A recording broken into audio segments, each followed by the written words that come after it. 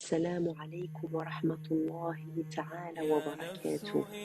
بسم الله الرحمن الرحيم. ربي اشرح لي صدري ويسر لي أمري واحلل عقدة من لساني يفقه قولي. اللهم صل وسلم على نبينا محمد وعلى آل محمد كما صليت وباركت على إبراهيم وعلى آل إبراهيم إنك حميد مجيد. Le sujet d'aujourd'hui porte sur les 3 questions qui seront adressées à chaque personne dans sa tombe et dont nous demandons à Allah d'être préservé. Louange à Allah. Quand l'être humain rend l'âme et est enterré, il entre dans la première étape de la vie de l'au-delà. En effet, la tombe constitue la première des stations de l'au-delà. D'après Hani, l'affranchi de Uthman, quand ce dernier arrivait à une tombe, il pleurait au point de mouiller sa barbe et on lui disait: tu te souviens du paradis et de l'enfer sans pleurer, mais là tu pleures. C'est parce que le messager d'Allah sallallahu alayhi wa sallam a dit: la tombe constitue la première étape de la vie future. Si l'on franchit cette étape avec succès, les autres seront plus faciles, et si l'on y échoue, le reste sera plus dur. Le messager d'Allah sallallahu alayhi wa sallam a dit: je n'ai pas vu un spectacle plus affreux que la tombe, rapporté par At-Tirmidhi. 2 anges seront chargés de venir interroger le mort sur ce qu'il croyait ici-bas à propos de son maître et de son prophète. S'il répond bien, tant mieux pour lui. Autrement, il le frapperait très durement. S'il était un homme de bien, des anges blancs se présentent à lui. S'il était un homme du mal, il recevra des anges noirs. Voilà l'épreuve qu'il subira. Al-Bara ibn Azim a dit: nous sortîmes avec le messager d'Allah sallallahu alayhi wa sallam pour accompagner la dépouille mortelle d'un homme issu des Ansar à sa dernière demeure. Nous arrivâmes à la tombe avant qu'elle ne fût complètement creusée et nous nous installâmes avec le messager d'Allah sallallahu alayhi wa sallam autour de la tombe, dans un silence tel qu'on aurait dit que les oiseaux étaient perchés sur nos têtes. En ce moment, le prophète tenait un bout de bois et perçait le sol avec. Et puis il éleva sa tête et dit: implorez la protection d'Allah contre le châtiment infligé dans la tombe. Il le dit 3 fois aux 2.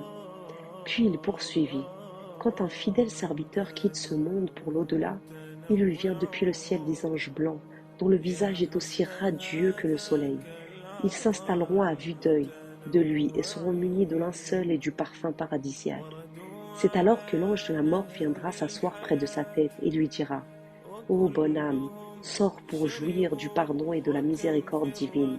Elle sortira en coulant comme une goutte d'eau qui échappe de la bouche d'un autre. Quand l'ange de la mort recevra l'âme, les autres anges s'en saisiront tout de suite et la mettront dans le linceul, et la baigneront dans le parfum, et elle en recevra la meilleure odeur de musc sur terre. Les anges remonteront porteurs de cette âme, et chaque fois qu'ils passeront auprès d'un groupe d'anges, ceux-ci diront: quelle est cette bonne âme? Ils répondront: c'est celle d'un tel, fils d'un tel, en employant les meilleurs noms que le défunt avait dans sa vie d'ici-bas. Arrivé au ciel le plus bas, on en sollicitera l'ouverture qui sera obtenue sitôt demandée. Au niveau de chaque ciel, l'âme sera accueillie par les meilleurs et accompagnée jusqu'au ciel suivant, et ce jusqu'à son arrivée au 7e ciel. C'est alors qu'Allah dira: placez les écritures concernant mon serviteur dans les plus hautes sphères du 7e ciel, puis ramenez-le à la terre, puisque c'est à partir d'elle que j'ai créé mes serviteurs, et c'est en elle que je les retournerai, et c'est à partir d'elle que je les ressusciterai. Et puis son âme sera ramenée à son corps, et 2 anges se présenteront à lui et le mettront debout et lui diront: qui est ton maître? Allah est mon maître. Quelle est ta religion? L'islam est ma religion. Qu'en est-il de cet homme qui vous a été envoyé? Il est le messager d'Allah sallallahu alayhi wa sallam. Comment l'avez-vous su? J'ai lu le livre d'Allah et j'y ai adhéré et cru en lui. Un clameur dira depuis le ciel: mon serviteur a dit vrai, préparez-lui un lit et des vêtements du paradis. Ouvrez-lui une porte débouchant sur le paradis de sorte qu'il pourra en recevoir l'avant-goût et la fraîcheur. On lui élargira sa tombe, l'espace d'une vue d'œil, et un homme se présentera à lui pour lui dire ceci: sois rassuré que ce jour est celui qui t'était promis. Qui es-tu, puisque ton visage présage du bien? Je suis ta bonne œuvre. Maître, fais venir l'heure pour que je puisse rejoindre ma famille et mes biens. Par contre, quand un serviteur infidèle quitte la vie d'ici-bas pour l'au-delà, ils lui viendront du ciel des anges noirs, munis de serviettes dures, et ils s'installeront à vue d'œil de lui. Puis l'ange de la mort viendra s'asseoir près de sa tête et dira: ô âme mauvaise, sors pour faire l'objet de la colère d'Allah et son dépit.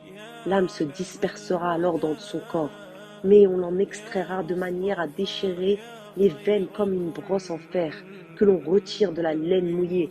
L'ange de la mort la prendra.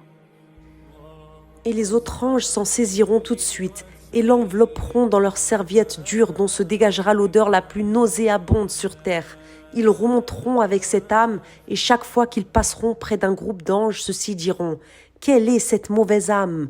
C'est un tel, fils d'un tel, en employant les plus désagréables noms dont on l'appelait ici-bas, et ce jusqu'à ce qu'ils arrivent au ciel le plus bas. Puis ils en demanderont l'ouverture mais ne l'obtiendront pas. Là, le prophète sallallahu alayhi wa sallam récita le verset: pour ceux qui traitent de mensonges nos enseignements et qui s'en écartent par orgueil, les portes du ciel ne leur seront pas ouvertes.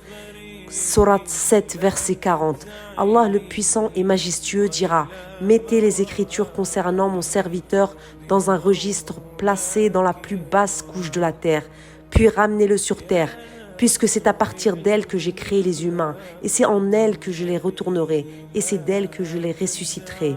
Son âme sera jetée alors, selon le rapporteur, le prophète sallallahu alayhi wa sallam récita ce verset: quiconque associe à Allah, c'est comme s'il tombait du haut du ciel et que les oiseaux le happaient ou que le vent le précipitait dans un abîme très profond. Surat 22, verset 31. Le prophète sallallahu alayhi wa sallam poursuit: c'est alors que l'âme du défunt sera ramenée à son corps et les anges l'interrogeront en ces termes: qui est ton maître? Eh bien, je ne sais pas. Quelle est ta religion? Je ne sais pas. Un clameur dira depuis le ciel: préparez-lui un lit et des vêtements en enfer. Ouvrez-lui une porte débouchant sur l'enfer. Chaleur et vent brûlant lui viendront de là, et sa tombe sera rétrécie de sorte que ses côtes se croiseront. Puis un homme au visage désagréable, aux vêtements désagréables et à l'odeur nauséabonde lui dira: sois assuré que ce jour est le mauvais jour qui t'était promis. Qui es-tu, puisque ton visage présage du mal? Je suis ta mauvaise œuvre. Maître, ne fais pas venir l'heure. Hadith rapporté par Abu Daoud et par Ahmed et déclaré authentique par Sheikh Al-Albani rahimahullah dans Sahih al-Jami. Ce qui est vrai, c'est que les deux anges n'interrogeront le mort dans sa tombe que sur des questions relevant du dogme. C'est parfaitement clair. Wallahu a'lam. Assalamu alaikum wa rahmatullahi ta'ala wa barakatuh.